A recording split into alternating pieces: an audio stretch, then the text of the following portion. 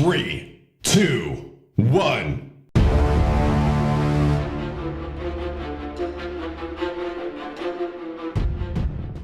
What is going on, everybody? And welcome to season number whatever of the KellyCast. This is the first remote edition. I'm, of course, Dan Kelly, the winner of last season, joined by the loser. What's your name again? Bite me. That's what my name is. Did you say fight you or bite you? The audio cut out a little But bit right there. I either or applies. Either or applies to this situation, sir. I will fly 3,000 miles to fight And you. I would fly 3,000. Are we Oh, continuing man. this segment? Why not? Why not? Dan finds something to sing about.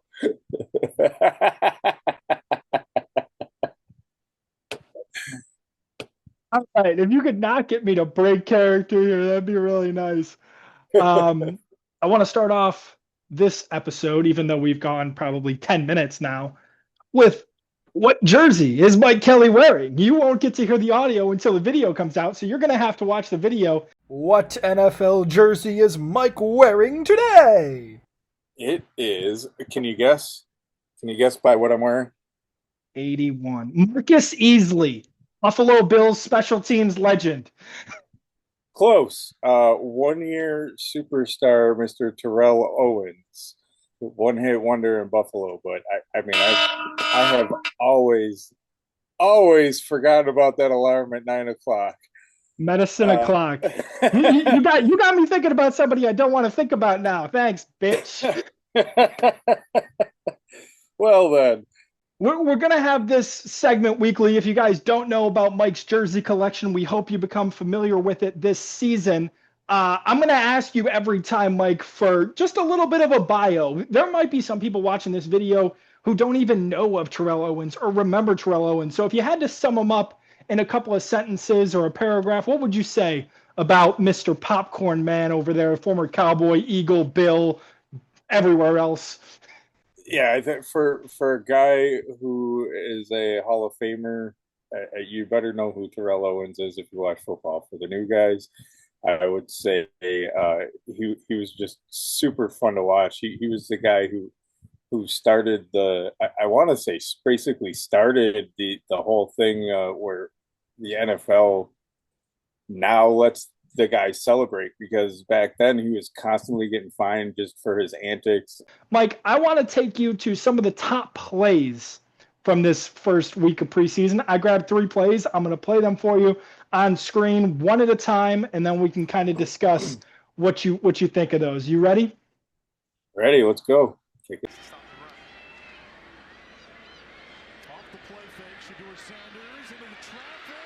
Shedeur Sanders is in a situation that I don't think any player in the National Football League would want to be in, other than maybe a fellow quarterback in his room, that being Deshaun Watson, where he is in a lose-lose situation. The guy was a 5th-round pick. He's playing in the preseason. Whether he performs or whether he does not perform, there are going to be haters. No matter how he plays, it's going to be, oh, but he's doing this against 3rd stringers. Or it's going to be, it's just the preseason. It doesn't matter. So it's really hard to gauge what is going to happen. I will say for the game that he had, it was solid. He had some good throws. He had that touchdown. Mm-hmm. That's a really well thrown ball. Does it mean he's going to be a good starting quarterback? No. Does it mean he's ever going to start in the NFL? No. No, he looked good. You're absolutely right. There's going to be a ton of haters out there. There's going to be those people out there that are going to say he was only drafted, period, or is in the NFL because of his father, the nepotism. Let's take a look at play number 2. There's your speed depth. There it goes. Oh, there it goes.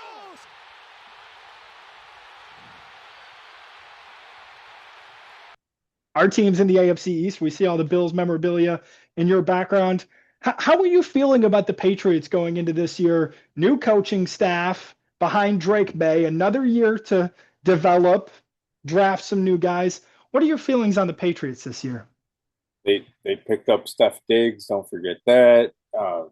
You know, I don't remember if he's going to start the season, but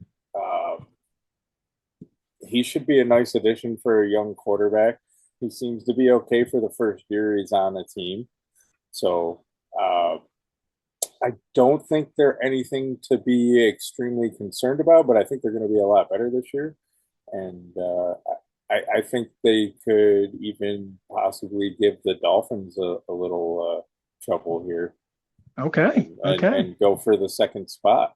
Let's move on to the final play. This is the play I wanted to show you the most. Return on his first try. Fields this one cleanly. And again, he's got an alley. Wester at the 30. Two men to beat. Wester could be gone. Oh, he's gone. Midfielder rolling. And the rookie 6th-round draft pick will take it to the house. This man legitimately stopped moving his feet, did not get touched, and continued to run to the end zone. Yeah, he pretty much damn near stopped his feet. It looked like he kind of was in a jog still, and then had some hell of a blocks too, man. On top of the moves, and that's another thing. That's a great point you brought up, Mike. Blocks. What would normally happen on a play like that is you would see one of those yellow markers that the ref seems to throw all the time. You don't see that with well-coached teams. Baltimore Ravens, well-coached football team. Those are the plays that you need to happen. You do not want those plays to be called back, even if it is in the preseason. You think I had those plays ranked properly, 3, 2, 1, or would you put them in any other order? No, I think that was. Whew, I like that last one. It was crazy, man. Wasn't I could watch that. I was about to tell you to run it back. That was a hell of. It's going to be a shame if it happens against us week 1. Yeah, I was going to say week 1. Watch out, Buffalo, because they're blocking out there. Let's move on to the other segment I told you about, which is red light, yellow light, green light. Now, these are performances from the Bills and Giants game that I thought stood out or severely disappointed me as a Bills fan. So let's get into that real quick.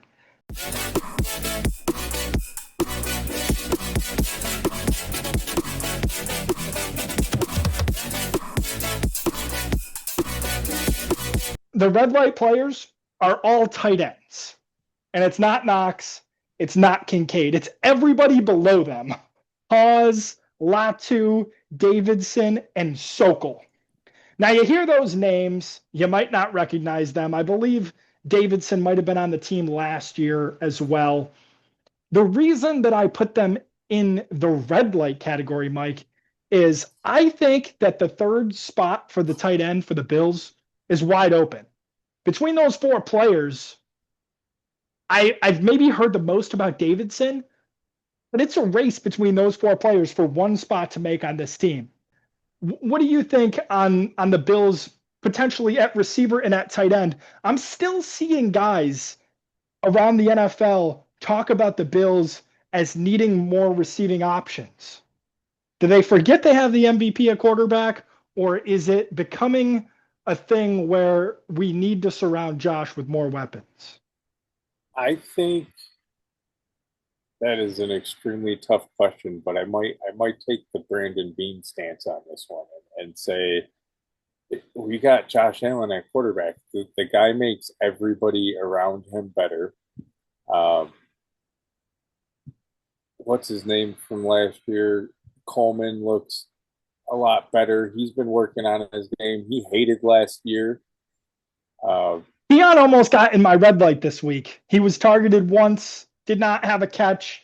I did not see him do anything impactful. I also don't know how much he played, but I want to see more from Keon. He definitely needs to step his game up for sure, and he knows that. He 100% knows that. And you know what? Offense wasn't the problem last year. It was defense. And for the first time in the career of Brandon, in the first time in the career of Brandon Beane and Sean McDermott, you know, the defense was a real issue last year, and I think they've done a lot to address that. Let's move on to the yellow light players, Mike, from this matchup against the Giants. And I have two quarterbacks in there. Both Mitch Trubisky and Mike White both impressed me. They were not overly, statistical gods or anything like that, but they both did a solid job at running the offense. And the third player I put in there was Joe Andreessen, the University at Buffalo linebacker. I want to start with the quarterbacks, Mike. White, Trubisky. Which makes more sense, and which do you want? And it's a question of dollars, because Trubisky costs more, but if he's better, then he's going to get the job. You mentioned the Bills' defense, right? You said that the defense was the biggest problem. We know that they addressed defense in the draft. They have Milano, Bernard, hopefully going to be healthy for the first time to play together. But the depth at that position is kind of looking good, Mike. We saw a little bit from Andreessen last year. Are you expecting some more snaps for the young linebacker maybe this year? Absolutely. I think both Bean and McDermott love this kid. I've heard multiple times them guys say he's just a football player.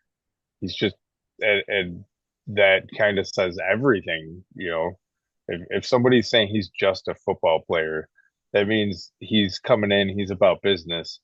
He was, undrafted. Undrafted. That's what I thought. That's the help I was looking for. Thank you. Completely undrafted to making an NFL team, and as you'd mentioned, some of these guys, it just goes to show how hard it is. He had to work extra hard.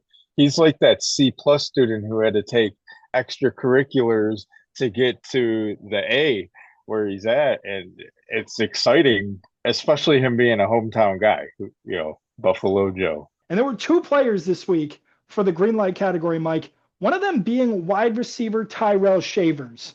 Now, I'm going to consider you just a little bit, and I don't want you to take offense to this, just a little bit more of a casual than I am. So the name Absolutely. Tyrell Shavers, when you hear that, do you think of anything? Do you recognize his name?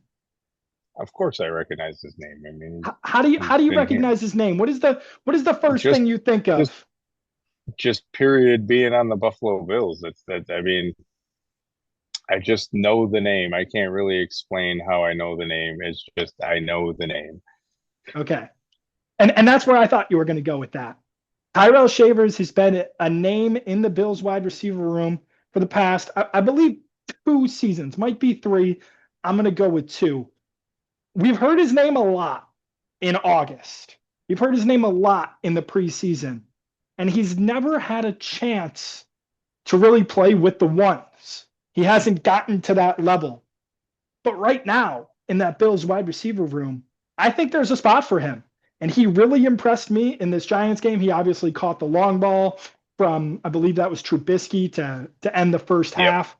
And he looked good. He looked really good doing it. So if he can continue that and continue to, play without injury, which is a huge concern for anybody in the National Football League, I think he can crack this top 53. But our other green light this week, one of your favorites, Frank Gore Jr.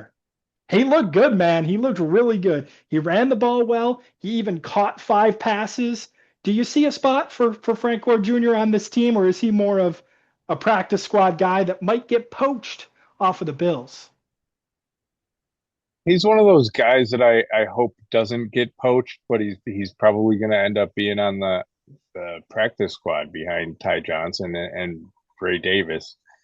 Do I want him on the team? Yes. He's developing nicely. He reminds me a lot like his father, the way he runs.